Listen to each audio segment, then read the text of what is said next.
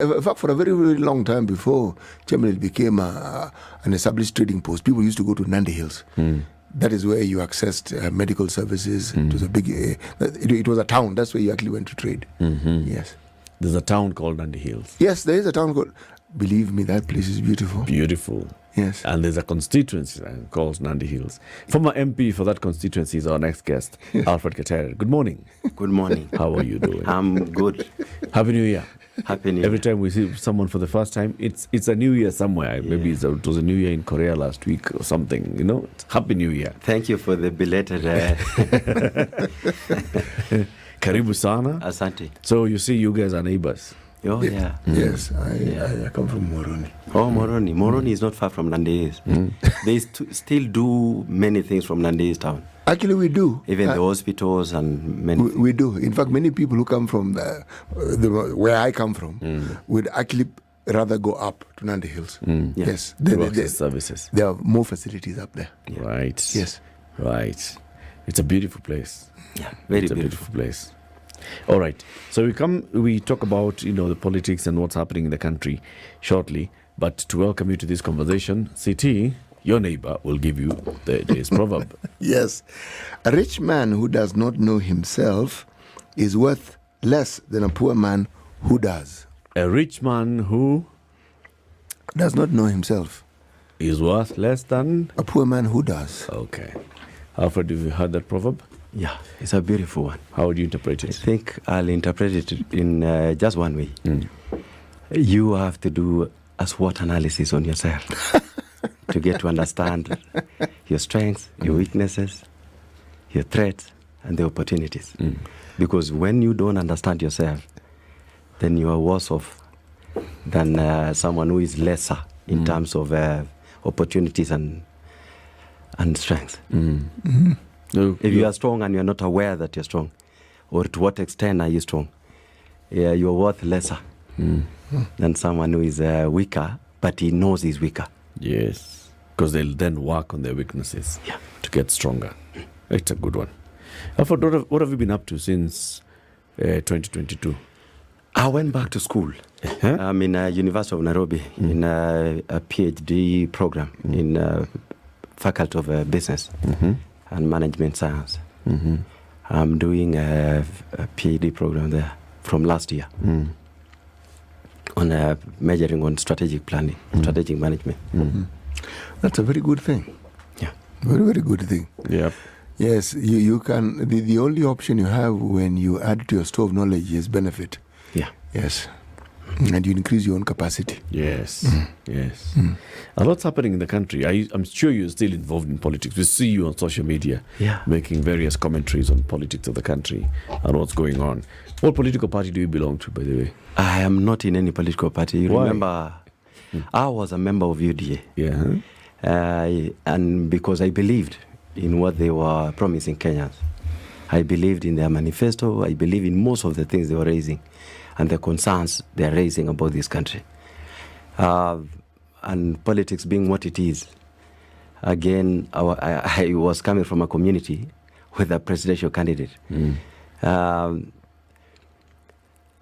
Then, immediately after nominations, which like there was no... Your nomination was nullified. It was nullified. But unfortunately, they nullified saying it didn't happen. But they said, instead of... Because by law, when there is a problem in an election, you either repeat the election or there must be a way forward. But we were told later that because there was no election, we are giving the ticket to number 2. Did they say number 2 or did they say... Number 2. Because number 3 and 4 and 5 were complaining. But number 2 in on what basis are you giving this one? Number 2 in what? I don't know. I think that question should be for better. you to have a number 2. Yeah, there must be an election. There must be a number 1. Yeah, there must be a way of determining. Because number 3, 4, 5 complained. 4, 5, 6. I think we were 7 candidates. They complained that why are you giving the current member of parliament? They were told no because there were challenges. We decided to give number 2. Is that the reason that they gave? Yeah. That's what they were told. But it's a bit confusing because just like Eric says, if there's a number 2, then there must be a number 1. Yeah. So why would they take the victory away from number 1 and give it to number 2 because of confusion? Not just that, because they were saying there was no election. And now, if you are to number people, it means there was an election. Okay. Even before you get to the point where anytime there is a number 2, there must be a number 1. We saw a lot of this where political parties would say that we have conducted opinion polls with 3 different agencies, reputable agencies, and this is what we have seen. And from those opinion polls, we clearly see who are the popular candidates. Jubilee did that.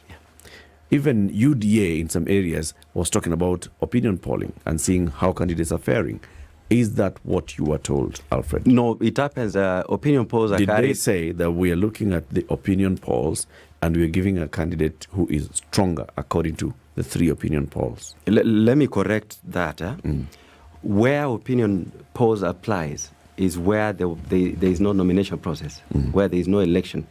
In regions where the party is not that popular, or in regions they don't want a contest, or for many other different reasons, especially when they want to move someone who is running for governor to a different seat, or to move someone running for women rep to be given a slot in the nomination in Senate or National Assembly or County Assembly.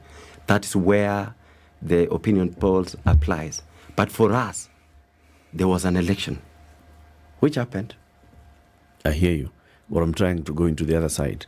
Because the party said, as far as the party is concerned, there was no nomination. So then did they say we are now using opinion polls to award a certificate? They didn't say that. They said they're giving to number 2. Because they didn't want me to be... And Eric and CT and our sister.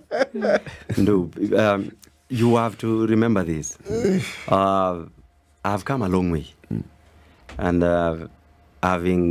being what I am, because I cannot change.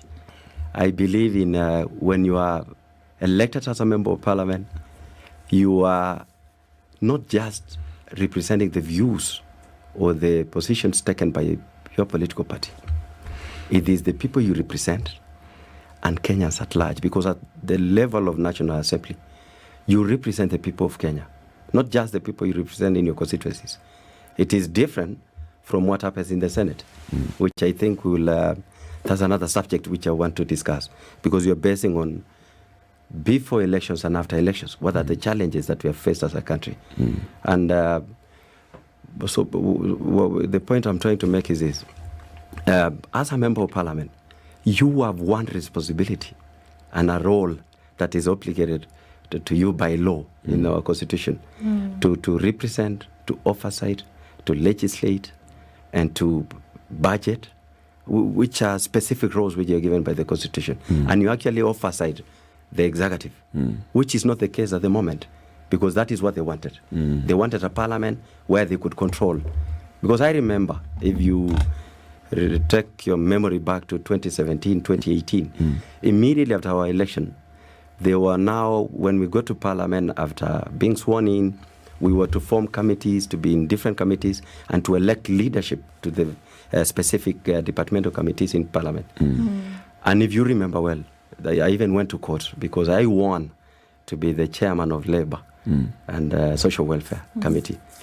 And I refused, and I declined the positions taken by the president then, Uhuru Muigai Kenyatta, with the deputy president, where at least from State House came specifying on who sits to be the chair of what committee, who sits to be a vice chair. You know, that's a role and a responsibility that is given to Parliament. The members of that committee are given by law the power to elect their own leadership. And in any case, Parliament should be oversighting the executive.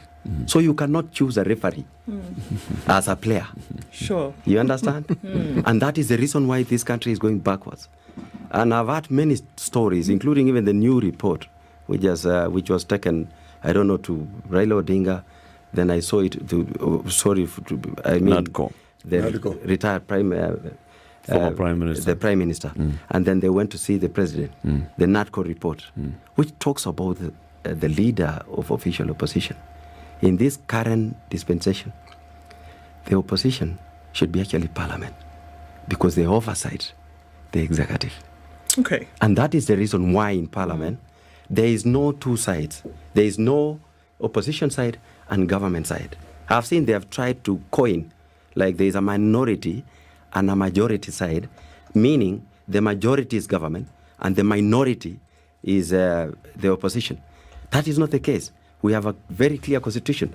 And that is the reason why it is also illegal for the Senate to have a majority leader and a minority leader, because there is no provision for that in the Constitution. And the makers and the drafters of the Constitution were not blind, or it was not an omission, they missed it. They knew Senate represents the counties. And that is the reason whenever they are voting on issues which touch on the county governments, every vote counts. Those members, the 16 members who are nominated as women leaders to represent the interest of women, and the 4 others, which are two youths, which is men for both gender, and the people representing the people with disabilities, the 4 members, they don't vote on those issues. They form, they become a group which is led by... It's a caucus. A caucus. Yes. Yeah, there's a term which delegation. It's a delegation. Yeah, it's actually a delegation. Okay. A delegation to go vote, and they have 1 vote. If you come from Bomet County for Joyce Korir, who is nominated, and she's a member, she's a commissioner. She sits at the Parliamentary Service Commission. And then there is a Senator Segei. When it comes to voting, there is 1 vote. It is only Segei who will vote. In the event that Segei is absent from Parliament, then he will delegate. He will delegate that vote. That responsibility and the power to Korir to vote. Let's take a few steps back, because then a couple of weeks ago, you actually said that you were ready to take over the position of the opposition and you mentioned from Raila Odinga. So we can look at that in detail, but let's even go a few months ago when you said that you actually don't feel aggrieved that you didn't get this position, because whatever UDA is doing now is different from what you believed that they were doing. Would you have this same belief had you won the seat and been given the seat? If I had won, then I should have continued in oversighting the executive. I would be like Wamushomba. There are many members of UDA who have declined to be used as rubber stamps or puppets in both in the National Assembly and in the Senate. And the reason why I took that position, and it is good, it's a very fair question, on matters of principle, that I agreed with them when they said they were going to uplift the standards of the law in the society. That is, they used mama bogas, borders, the Juakali sector in them. Because I come from this country, I come from a background where I understand the people who are so impoverished with poverty, to the extent they have no means in terms of no housing, no water, no schooling, no food, nothing. And I believed in them. But the moment they took office, I remember the president saying, the moment he drops the Bible, things will calm down. Everything went up. And you see, I realized immediately, I knew to some extent, I gave him 80% chance that he was going to transform this country, even when I believed in UDA. But I had that reservation to say, I know this person.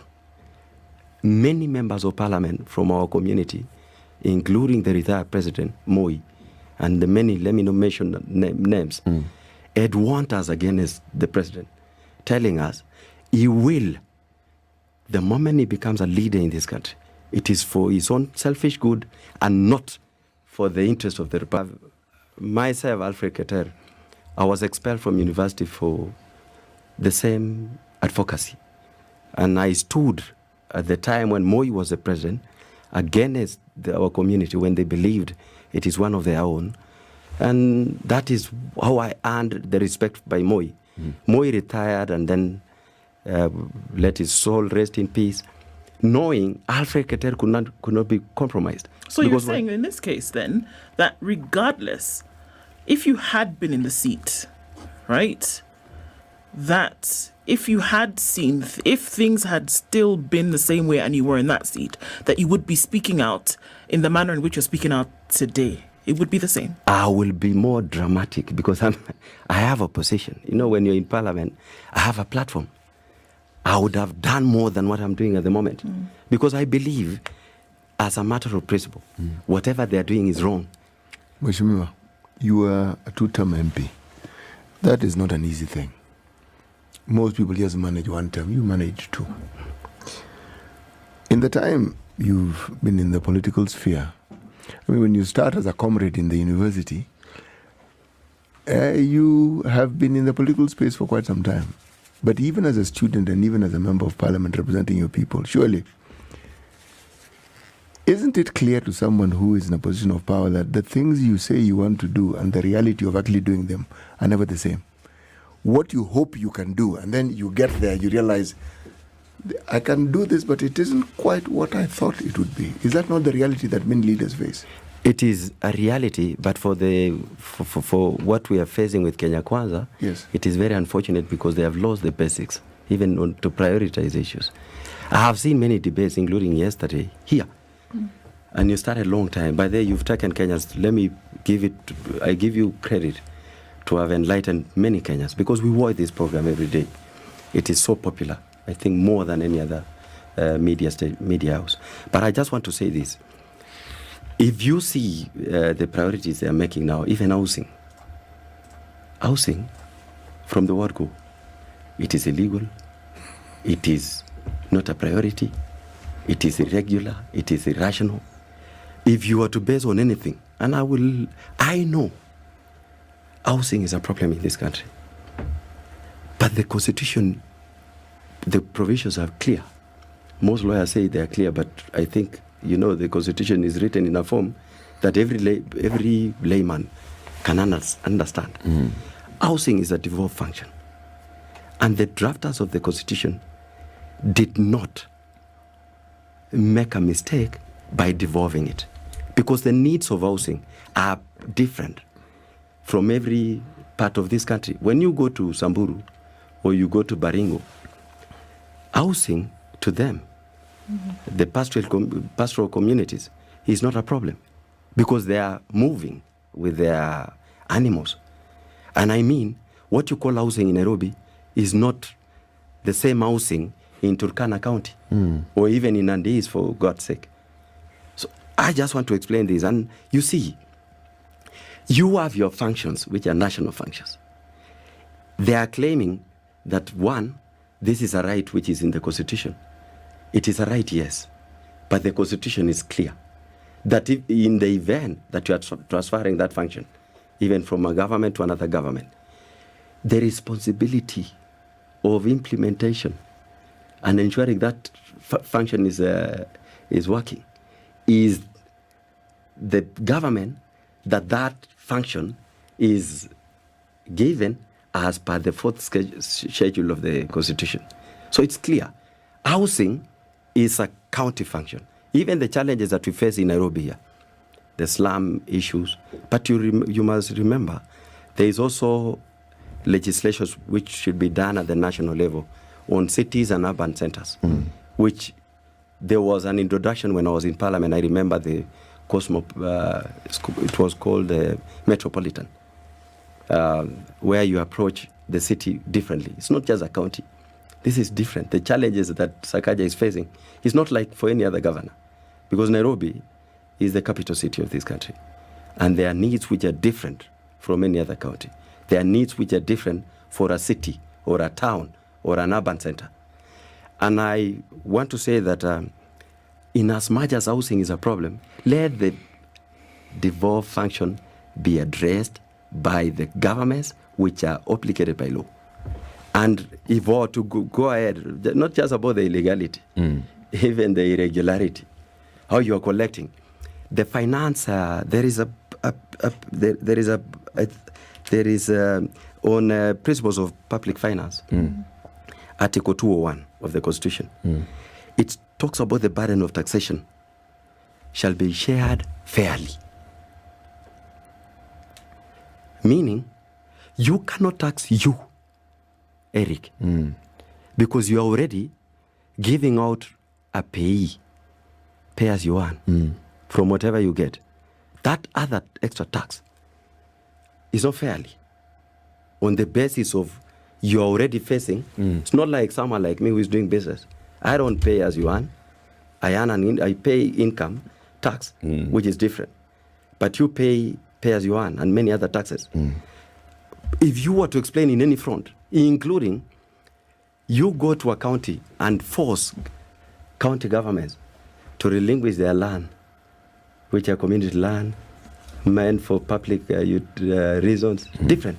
Schools, public hospitals, some are even for sports facilities, and then you turn them to housing. So what are you against specifically? Because what I'm saying, are a member, you were, until the nomination debacle, a member and supporter of UDA and Kenya Kwanza. Yeah. This is a part of the manifesto of Kenya Kwanza. The 5 things that lead the Kenya Kwanza manifesto. Housing is one of them. Universal health coverage, food security, that's agriculture and supporting agriculture, and then SMEs and digital economy. Housing is there. And the Kenya Kwanza manifesto talks about what they will do for housing. So if you supported it then, how can you come now and say, this thing is so wrong, it's a devolved function? You knew it was devolved when you were supporting UDA at the beginning. UDA is not, it doesn't belong to only national government. It has members. The manifesto did not say we shall devolve this thing. It was devolved by the Constitution. The manifesto cannot rewrite a Constitution. Eric, allow me to say this. What did you support? You've asked your question. Let me answer. I supported the housing, but to be implemented by the provisions of the Constitution, which is is to work on policy, and that is what is in the Constitution. That's their function, even both in health and other than the national referral hospitals and policy. You were, as a member of parliament then, you are a leader and a senior leader in, of course, the formation and the movement to Kenya Kwanza into UDA. Did you have these conversations as leaders of UDA then to say, so how are we going to implement? What's the detail of this manifesto that we are launching and selling to the people of Kenya? If you read the manifesto of UDA, and I think it has been debated by many others, but I don't want to repeat so much, but I just want to repeat to this extent. That they were not clear on, there was no provision for taxing Kenyans. Remember that this housing was in the Kibaki regime. Yep. It was in Uhuru regime. Yep. It is not an issue that just came from nowhere. It was in the Azimio even manifesto. In the Kenyatta government. Yep. It has come a long way. That's why we have National Housing Corporation. It was only to be implemented as per the Constitution. You cannot use a manifesto to rewrite a Constitution. Okay. And that is to only that extent. I believed that housing should be addressed as a need within every county, because the needs of housing in Uasin Gishu, it's devolved, is different. But for 5 years, ALFRED KETER, you voted in Parliament for budgets, and the budgets that were presented by the Uhuru Kenyatta administration to Parliament in those 5 years were on the, what was it called? What was the agenda? The Big Five. The Big Five agenda. The Big Five agenda had housing as one of them. Yeah. And several housing projects were started in the Jubilee administration. Yeah. They were being funded by the national government. Yeah. They were being started, funded, and being implemented by the national government. Yeah. You were in Parliament. Yeah. You were oversighting the national government. You voted for those budgets that were going to finance housing by the national government. Now you're saying it's devolved. But you see, at that time, you must take. I had spoken about their national legislations, which are provided for in the Constitution, on matters to do with cities and urban centers. If you see the housing which was done by Uhuru Kenyatta, it was not in a rural setup. It was happening in a city like Nairobi. For reasons... Is Nairobi a devolved unit? It is devolved. But remember, the Constitution has provided for legislations, which includes the national legislations on cities and urban centers, which are agreed with the creation of metropolitan. Because I had spoken about it, just let me repeat it for your sake and others. This city of Nairobi, the needs are different from any other county. And that is why the drafters of the Constitution provided for legislations to introduce other ways of addressing the needs of a city like Nairobi in a manner that you can create bodies like metropolitan and others to support the needs of a city, because they are different. It allows, if you read the Constitution, it allows for cities and urban centers to have that national intervention in terms of legislations and any other financial intervention or forming bodies like metropolitan city and the metropolitan environment. But within the confines of the Constitution, which is in the Constitution, which acknowledges devolution. Yeah. Right? Cities is one thing. Urban and municipalities and towns is another thing, which is a whole devolved system.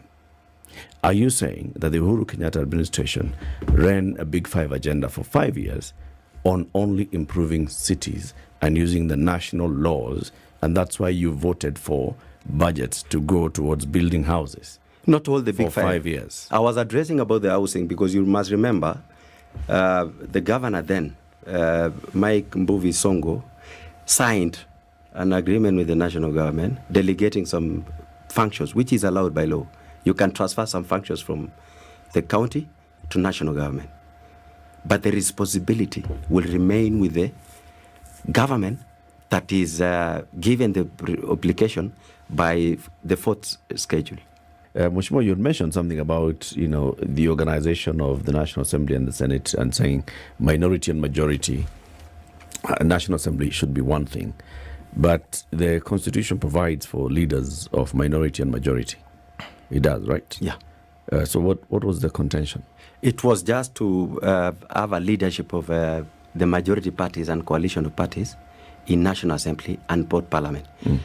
For your information, the leader of majority in National Assembly is a leader entirely, for the whole Parliament. He's a leader of political parties or coalition of parties or a single party, a majority party, in both the National Assembly and Senate, as per the Constitution. He represents that, is the leader, is the face of. So you're saying that political party. The leader of majority in the National Assembly is also leader in Senate? Is a leader in Parliament. Parliament as both Senate and National Assembly. Yes. As per the Constitution, the only leader that is provided for in the Constitution is the majority leader in the National Assembly. Minority leader in the National Assembly is the leader of, majority in Parliament. If you read the Constitution. And No, we hear you. We are living on a... It does not mention Senate. It does not mention Senate. Okay. And it is not an omission. Yeah. Because Senate should not act as a representing parties or there is a minority and a majority side. Senate acts as a unit to defend and protect the county governments. If you see their functions, what they have done all over time, there is an hangover of the previous Constitution.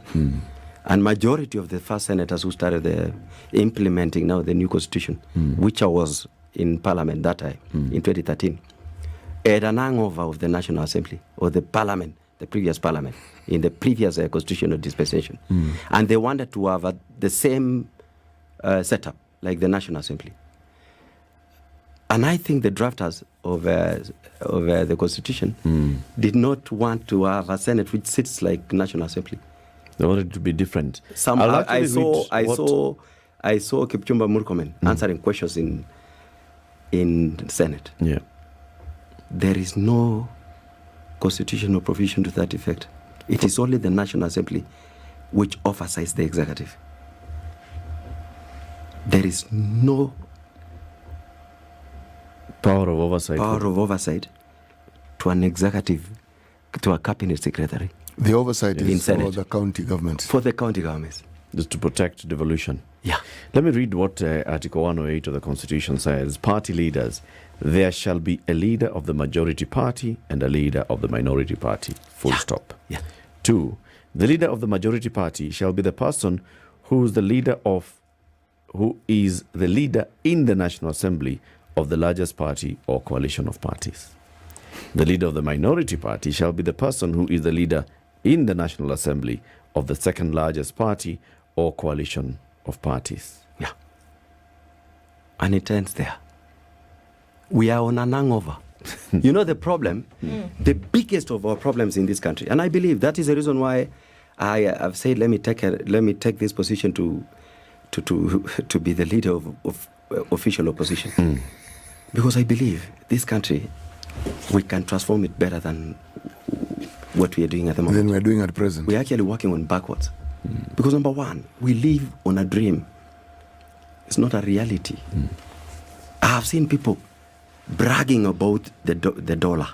It's coming down to 132, 133. Do you know the reason why it is 133? For 2 reasons. I don't even know why it went up. The moment we paid, it went down. Do you know how we paid? Because we took another loan. Are we richer now? We are poorer now. Because we took another loan. The only good thing with this loan is giving us a window of up to 2029 to repay. That's the only good thing. In terms of the interest, is higher. 2029? 2029, something like that. Is 5 years It's from 5 now. years, it will catch up with us. That's not far. When we continue messing up. And you must remember, Eric, let me repeat with the city and our sister Ndu. On this issue, I believe if we had implemented the Constitution as per the spirit of the drafters of the new Constitution, the 2010, to the letter, would be far much better. We have the best Constitution in the world. Look at the Auditor General's reports, including the latest. I think you must have seen, where we have lost, I think in 1 year, we have lost land through land grabbing of over 50 billion. That is land meant for new KCC, others for for railways, there is for ADC. It is just chaotic. The whole thing. We are still very louder mistakes, very bigger mistakes than what we have made. And to inform you further on that, the Constitution gave checks and balances, which it includes Parliament. That is why Parliament, the majority leader in National Assembly, that is Kimani Ichung'wah, my friend and former colleague in Parliament, is more government than the government itself. There's nothing new. He's more executive. Duale was executive. He was like that. And that is, I fought for 10 years. For 10 years, including the one I've told you. The moment you lose your power as committee members to elect the leadership of committees, you've lost Parliament. You know, Parliament functions at the levels of committees. That is where interrogations happen. That's where the summons happen. That's where reports are done.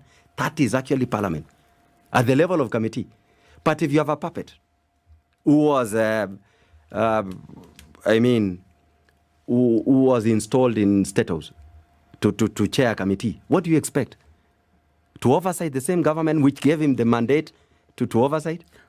Are you saying that there was a difference between when you joined Parliament first in 2013? Yeah. Right? And there was, formation of various committee leaderships. Yeah. Are you saying then it was different? It was from different. How it was conducted later? Yeah, we elected our members, our leaders, in 2013. But by the time it got to 2017, there was no guidance, nothing. There was nothing, not even proposals.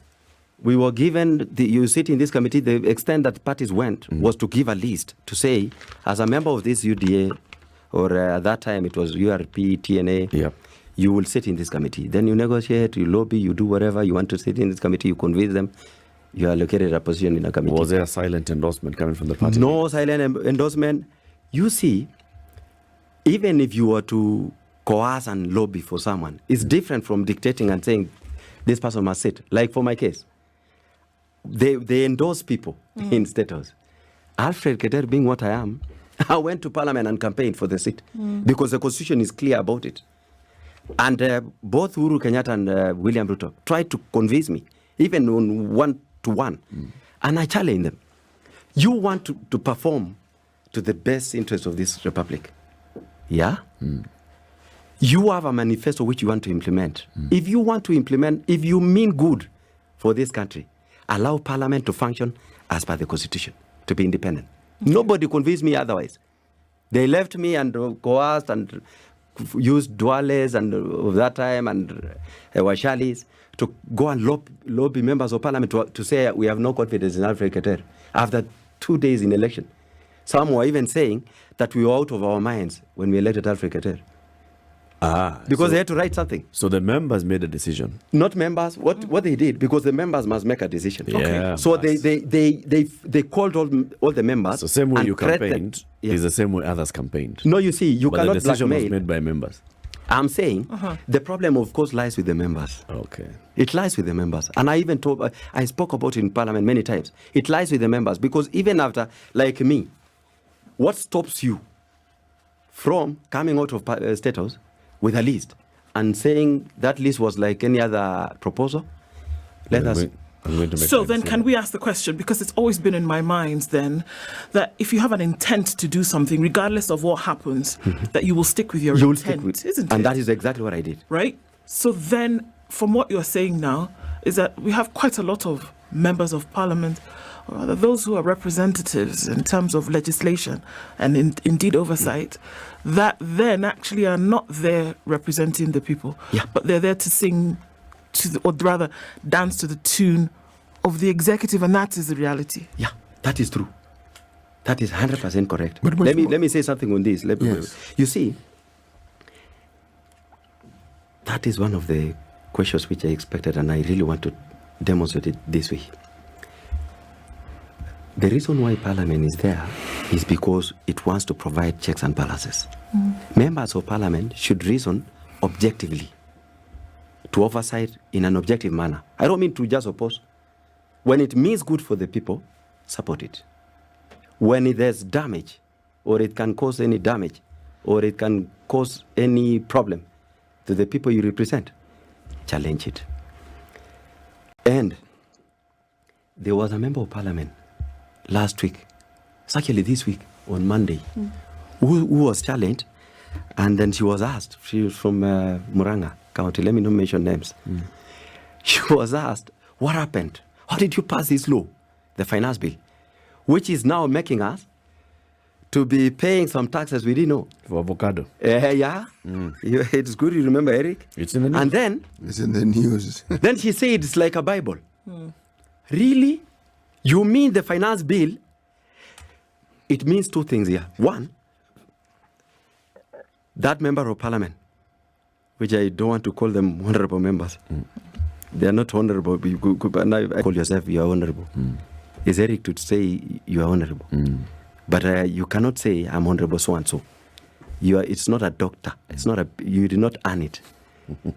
So, that honorable member, I'm sorry to use the name honorable, does not deserve to be called honorable member. Because one, she is either does not know her roles as a member of Parliament.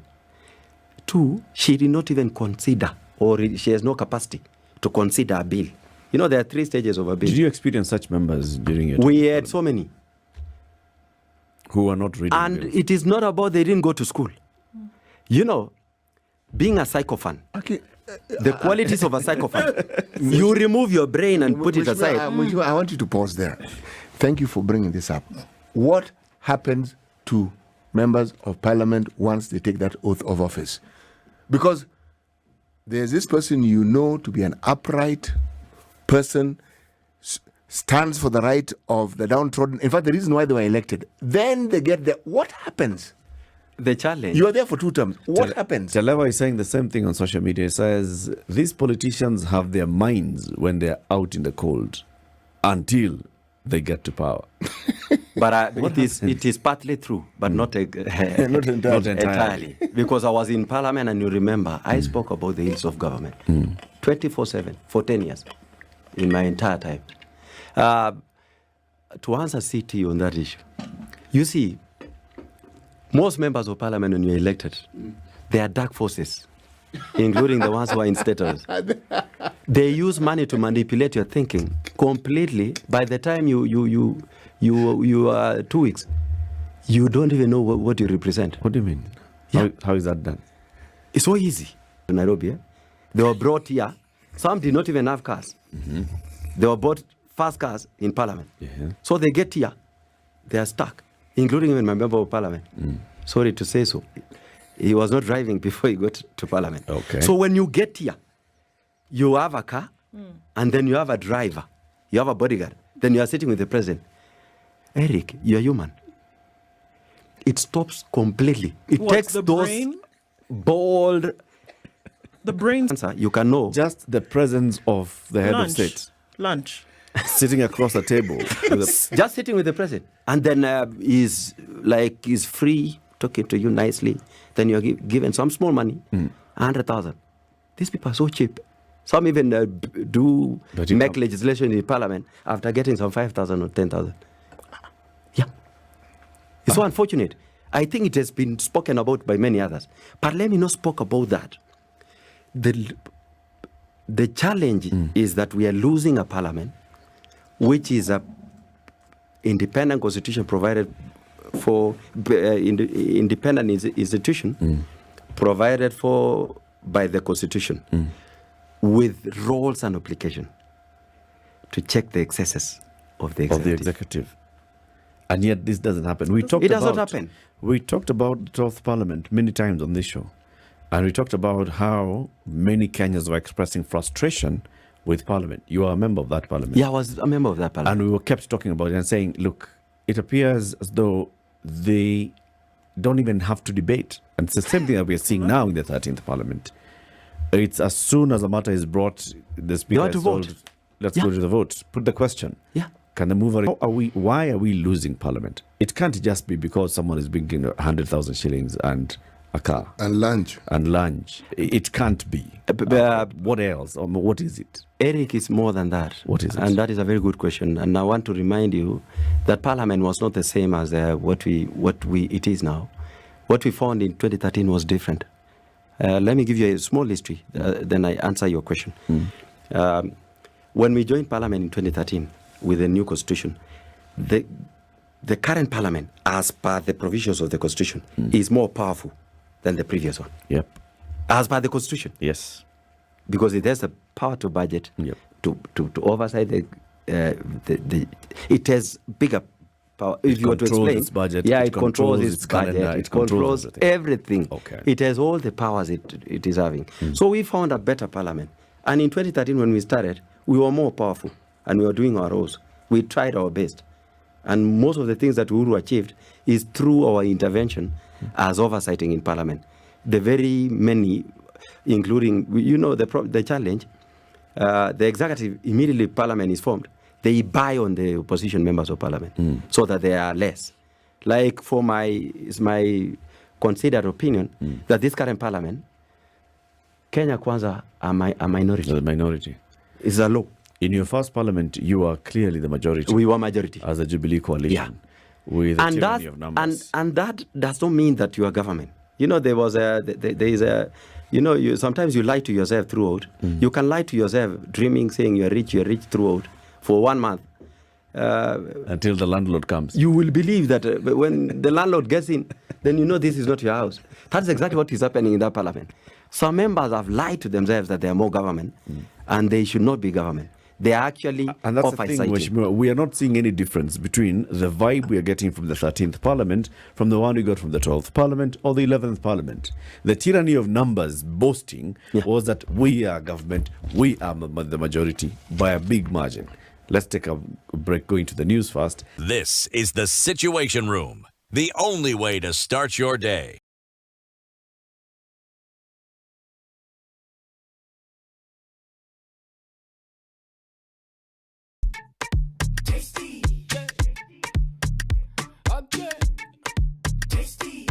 City, remind us the day's proverb. Well, Eric, Brady ilikuwa amekamata lock. Kabisa. Iliwekwa chini kama If a rich man who does not know himself is worth less than a poor man who does. A rich man who does not know himself Yes. is worth less than a poor man who does. Yes. And Alfred told us it's all about your potential, right? Yeah. Knowing what you are. Yeah. If you know what you are, even if you're a weak person, you at least are working on your weaknesses so that you can improve. If you are a strong person and you don't know what you are, bure kabisa. Bure kabisa. Okay. As we're going to the break, you were telling us about, what happens to members of parliament in our politics and how our parliament just becomes completely emasculated by the executive. It's supposed to be oversighting the executive, but then it just becomes subservient to the executive. And that appears to be the nature of our politics now, Alfred. Why is our politics appearing to go this way? Because, you see, when we have a leadership that have no integrity and they have no, maybe, a calling is not what you speak on the promises that you make when you're campaigning. It's about something that a drive in you that you want to make a difference. And if you lack that, or sometimes you can have that, but because of the circumstances and the background, I've told you, there are members of parliament who have never been to Nairobi. They were brought to National Assembly or to Nairobi through an election. They've never been here. They've never gone abroad. The first time they took a flight is when, after getting into parliament, then they have some seminar abroad, some workshops, which, if we were to interrogate, is part of the austerity measures that we must address. Is it really necessary to go to Singapore every time to look at what they do? And you come back. Yesterday, I saw news somewhere coming from an ambassador, the US ambassador to Kenya. And she was asking a very fundamental question. Why are we importing peanuts instead of producing, growing, and supplying within even the region, exporting into the region? When someone is trying to explain about this housing, they are saying, this housing will create employment. That's one of the things they are saying. Is it the only way of creating employment? If I were to put it this way, if I were to sit as a president, official opposition is the alternative of government. If you were to give me an opportunity to explain and demonstrate what prudent leadership should do, given an opportunity to sit in those offices, you should not be seen to be advocating for building houses on the basis of you want to create employment. If you want to create employment, create sustainable employment, like putting up factories, which it will not only attract the same, they are saying because of the building materials they're getting from whatever, the same factories need the same materials. And then the factory, when you complete, the employment starts. It's not like the house. When you're building your house, for example, if a city were to ask you, when you're building your house, the moment it was complete, all the employees left. You will employ someone that is growing the raw materials from the farms. And the economy of growing raw materials is an entire economy. It employs so many people.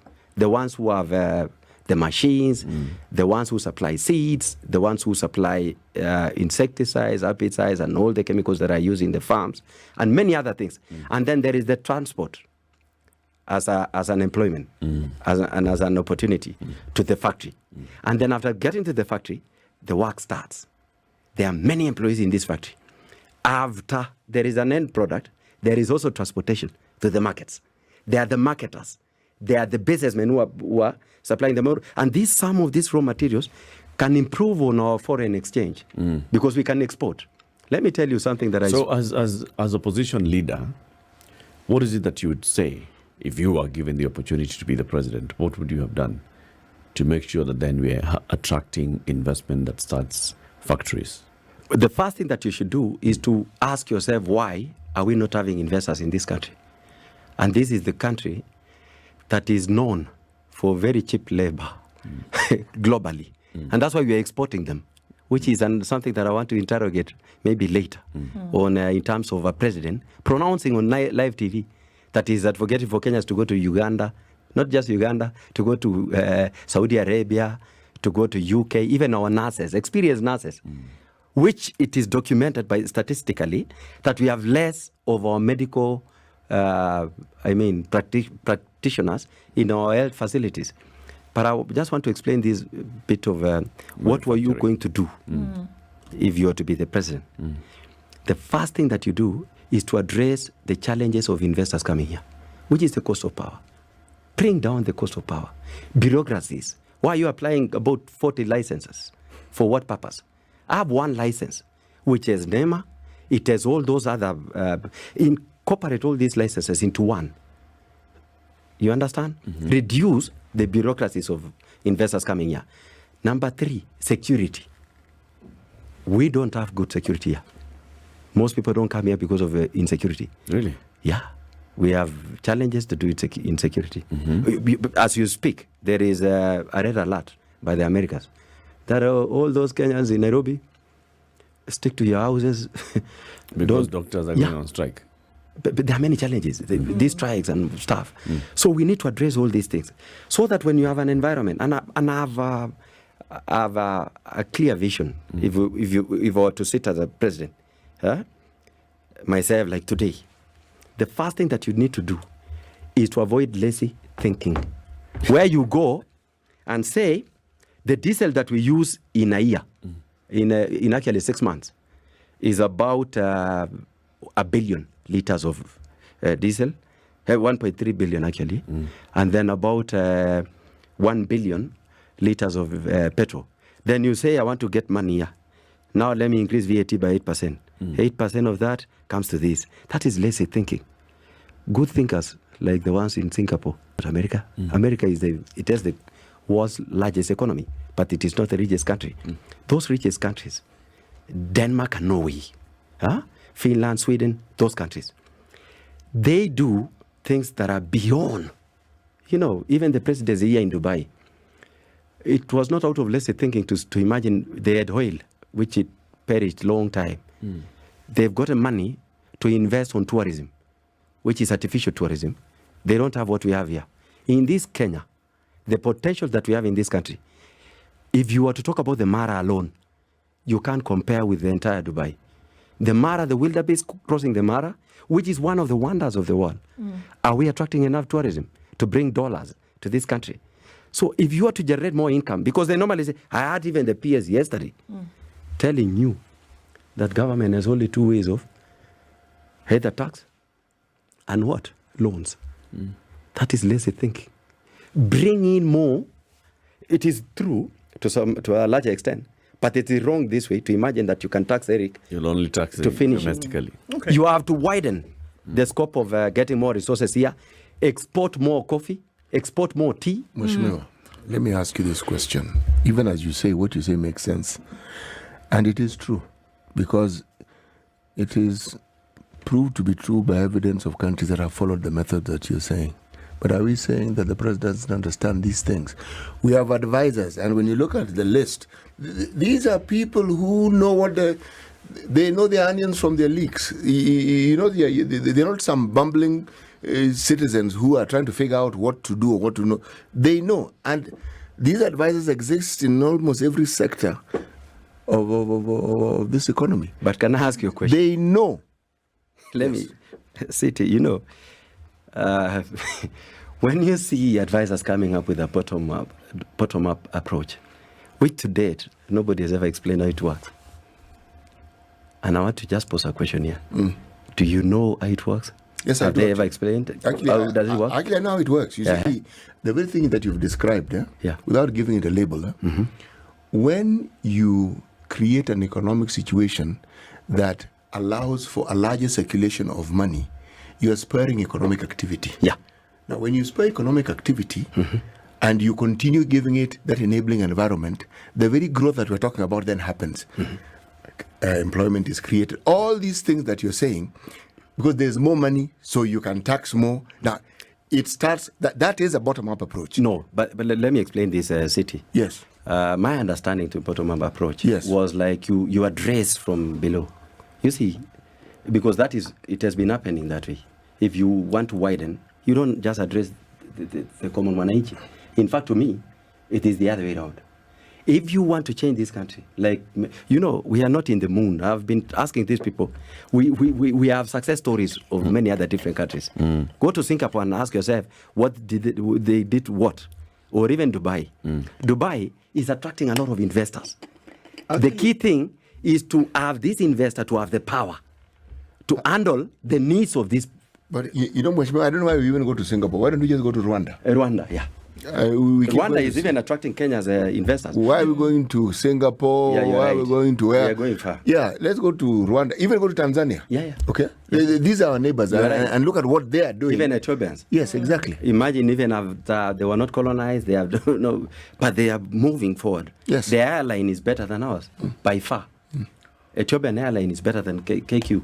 But let me get back to what you were saying.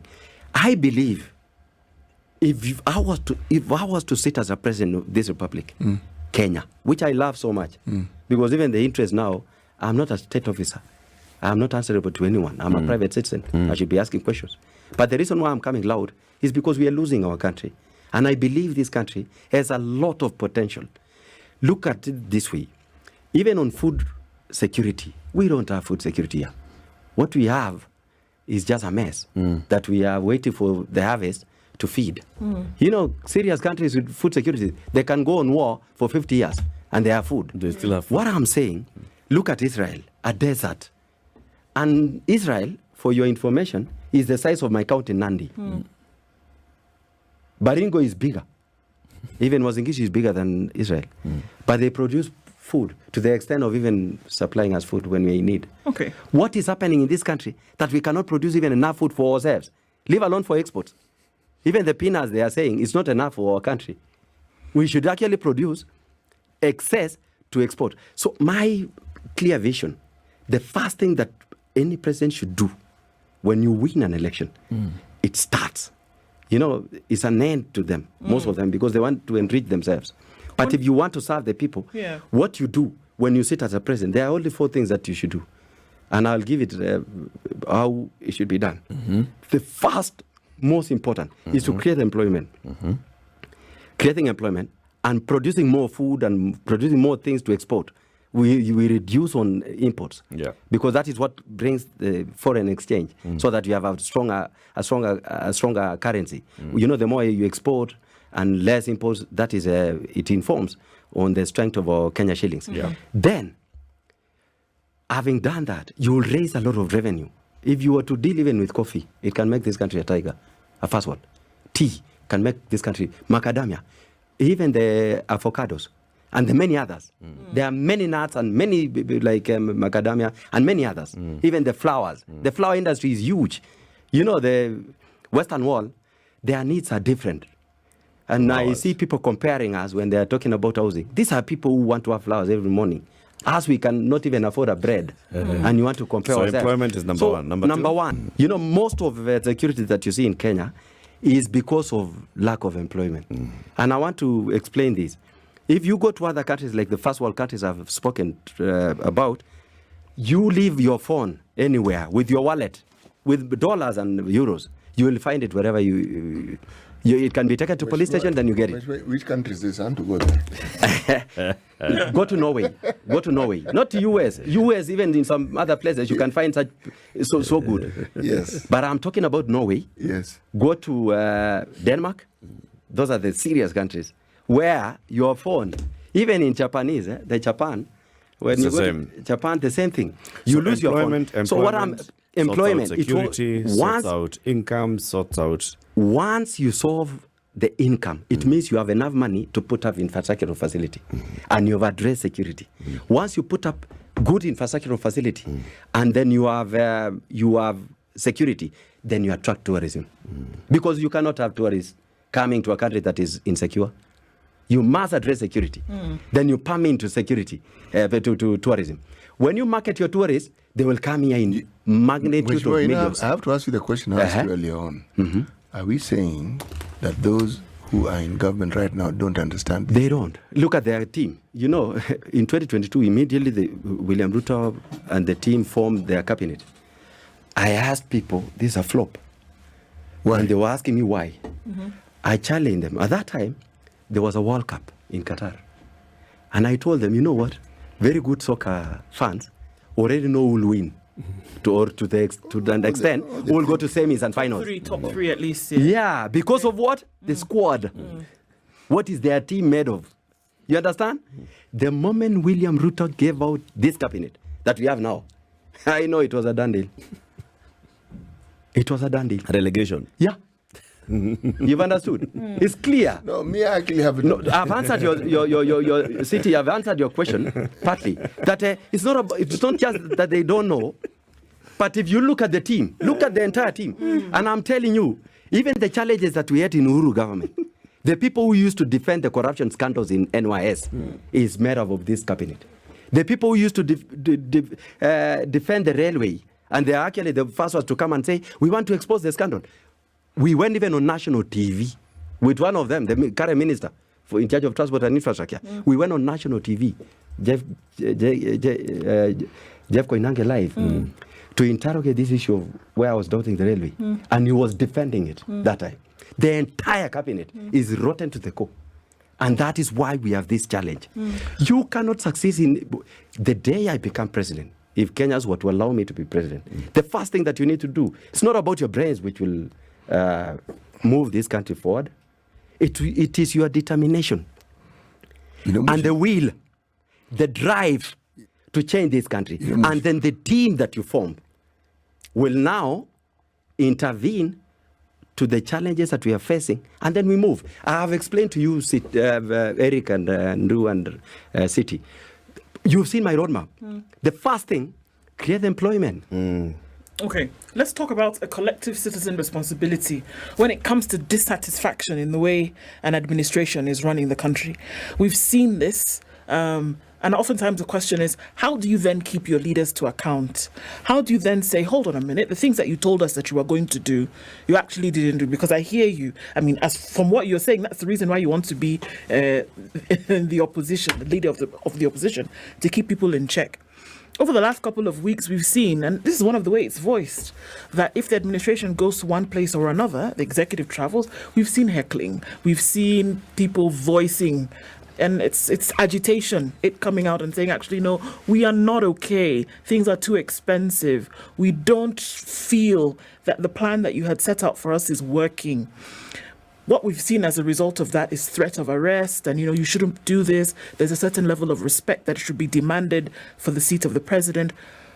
How else should people project? How else should people try to at least show that they're not satisfied with the status quo? What are your thoughts about that? First and foremost, I would like to say, I don't like when I see the president losing his status, the respect that the office demands. I'm one of the people who is against that.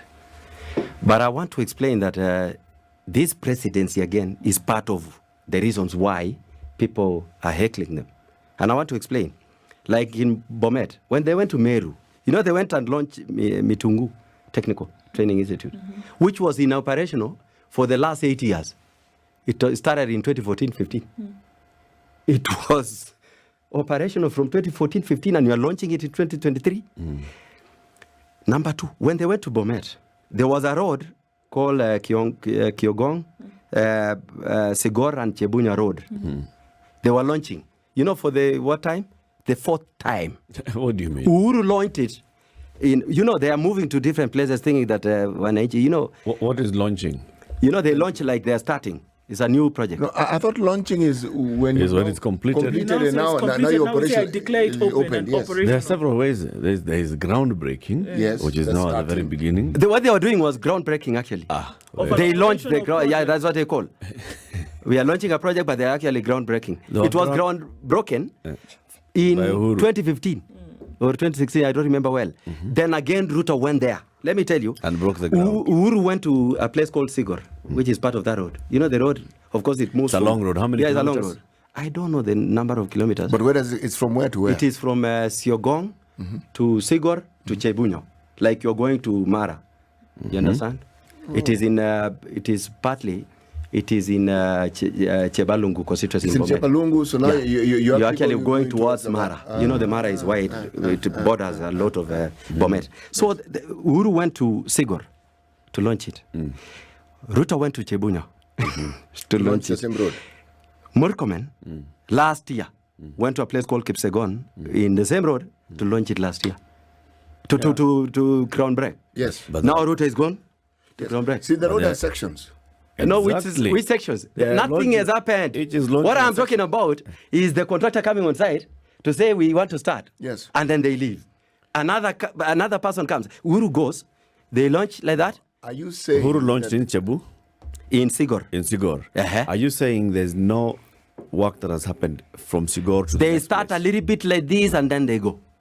Then it will be groundbreaking again. Okay, That so they that- didn't so start well. And they will explain that the contractor which was on site did not see do what. And of course, it was the failure by government to put resources, which you heard Murkomen say in Senate yesterday, that they have a pending bill of 60 billion, something like that. And they are trying to use even the infrastructure bond to raise it.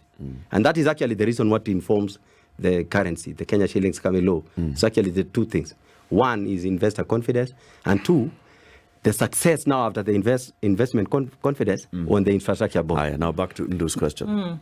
Now, let me complete. Then they went and... so Bomet,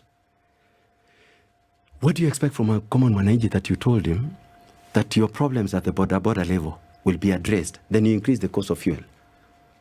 And they have been claiming they didn't increase. They've increased the VAT. 180 or 200 Kenya shillings of petrol or diesel, almost 80 shillings or more than, is tax. It's tax.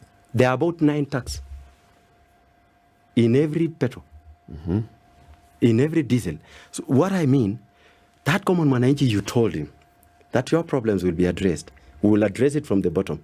The dynasties have been in control. That's why they are not sensitive to your issues. They don't know when you sleep without food. We know.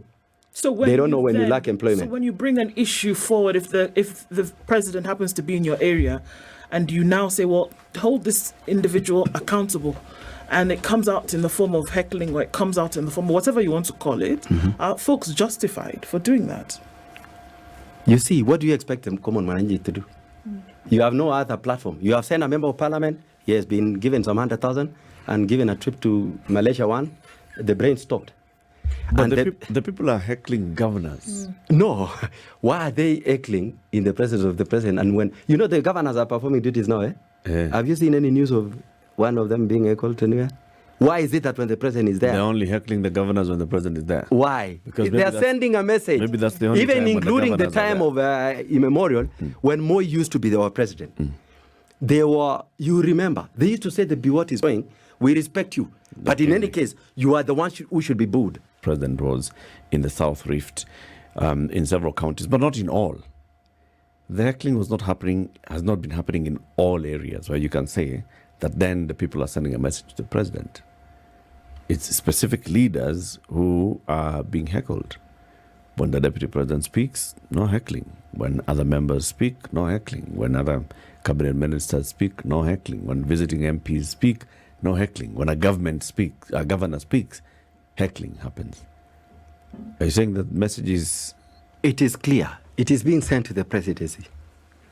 You see, these governors are even, I know the governor of Kericho, the governor of Bomet, they are not that unpopular. Let me remind, they have put, I think, almost 5 or 6 of cabinet secretaries, many.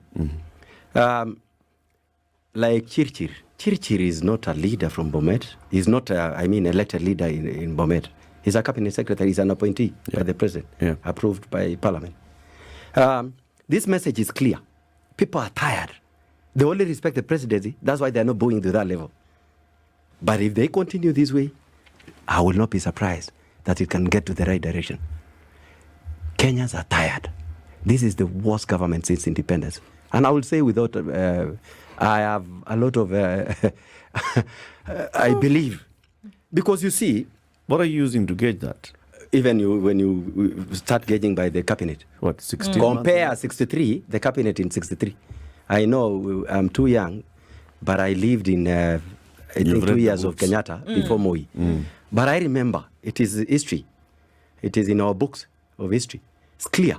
The cabinet secretaries in Kenyatta government, if you were to compare with what we have now, this is not even deserving to be a county executive members of any county. So executive. comparison is comparison. If you were to compare, hold on. Is comparison what feeds then that opinion of yours? That if you compare what happened or what was done between that time and this is what feeds your opinion of what you've just said. Can I ask what those things were? If you look at the same time period under former late President Moi, and then the current period under President William Ruto and his cabinet secretaries and what they did, ministers at that time, cabinet secretaries now, what was it that was done that you can say, well, okay, if I compare the two, then this lot, as you've said, then is what word did you use? I didn't see them. I didn't see Moi going to what were you calling? This not launching. Groundbreaking. A project 5 times. Moi, even if we were to compare what we have in Rift Valley, just to compare what we have in Rift Valley, what Moi brought to our community, which has changed the lives of many Kenyans, including Ugandans and Rwandese and Burundians and Ethiopians. Moi Referral Hospital. That was a presidency of Moi. Moi University, President Moi. Moi International Airport, President Moi. Kapsabet Boys High School, President Moi. Kapsabet Girls High School, President Moi. Teriga High School, President Moi. My own Olesos Technical Institute, which is the biggest in Kenya in terms of infrastructure and everything. It is actually to be meant to be a national polytechnic. It qualifies in every, it has over 10,000 students. In every county. It gets to every county. We used to have roads in a small section of this republic. Electricity used to be for the rich. I grew up in the rural setup where it was meant for member of parliament and some managing director. And you? And they used to use one transformer. In the whole community, one transformer. And you have you cannot even apply, you cannot even imagine. When you imagine, you can be, it was a treason. What I'm saying, Kibaki transformed this country. Free primary education. And that is why the same electors who are heckling them and booing them are informed.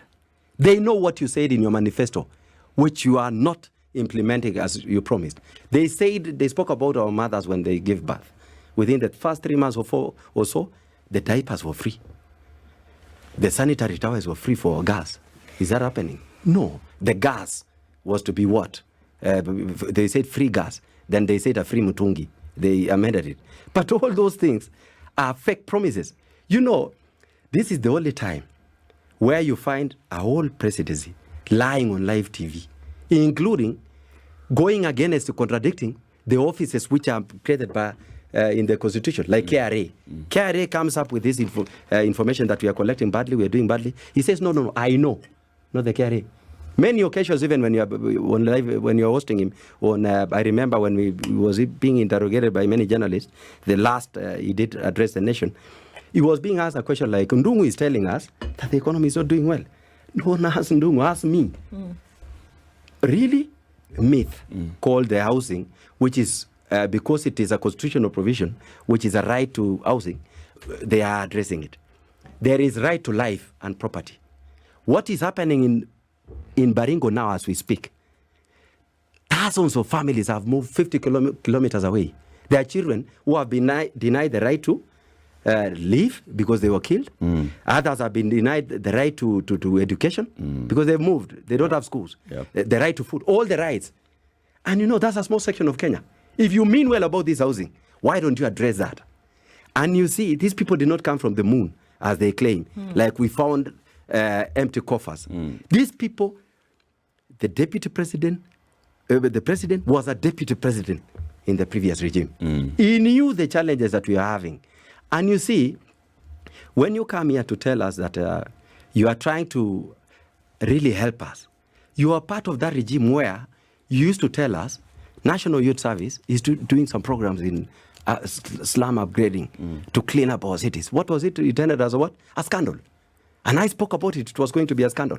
They defended it that time, including his entire cabinet ministers. Let me not mention their names because they're about the entire cabinet. But I just want to say, These are the people who defended the ills of the previous regime.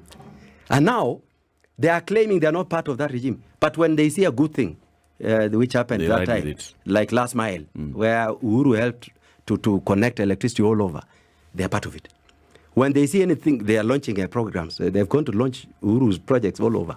Roads, completion of many things, even technical institutes. You know why even Kenyans are tired?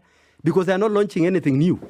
They are either doing groundbreaking for something that has been groundbroken 5 times. I don't know why these grounds are hard, that it must take a whole president 3 times or 4 times to re-break it for it to happen. You see, it is ridiculous. Those things that are happening like that is making the president lose the respect that he deserves as an office. So what should happen? What would you recommend?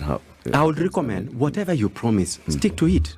You had a manifesto. You believed in bringing the lives of our people from the approach you called bottom-up, which I have told you. I can demonstrate. It cannot work. I'm a very good student of economics. It is impossible. Even from the fuel. You know, fuel, in first world countries, the one I've mentioned, and I want city, try to go to Norway because you want to see. Just go to Oslo, Norway, and leave your phone. If you lose, I'll buy you 4 phones. Bus. iPhone 15. But let me get back to because we have to save time. What I'm saying, stick to what you promised. Stick to what you promised. Now the issue then is accountability, and you're saying, I mean, and again, we don't even have somebody who's checking. We should have Parliament to act as an independent constitution as per the provisions of the constitution. How can we make our parliamentarians? The members of parliament, the Wananchi themselves, they must elect people who are independent in thinking. Okay, we elected them. But we elect them. And we thought that they're independent in thinking. Then we find out that they're not. Then we find that that a lunch. Then, as you said, they went to Malaysia. But there are recall, but provisions. you know what you did with the recall clause. Yeah. It was messed up in parliament. Yes. Yeah, they were trying to protect themselves. So now, but I just want to say, now as Kenyans, you and I now are equal, right? Yeah. We are uko inje. We are the hustler proper. What can we do to make sure that those that we've put in offices of responsibility do their job, from members of parliament to the presidency? What we should do is what I'm doing now to advocacy. At the same time, those common Wananchi, they have no platform. I know they've been doing a good job, like telling them, reminding them in rallies that you didn't come to do anything here. You are groundbreaking a road that it was groundbroken 3 times. This is the 4th time. Let them know that you have issues. That is important.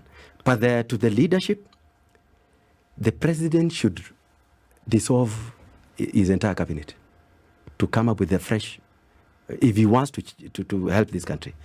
But as things I've seen, the way even at some stage the media were raising issues of concern about one of the CSS, and the president defended.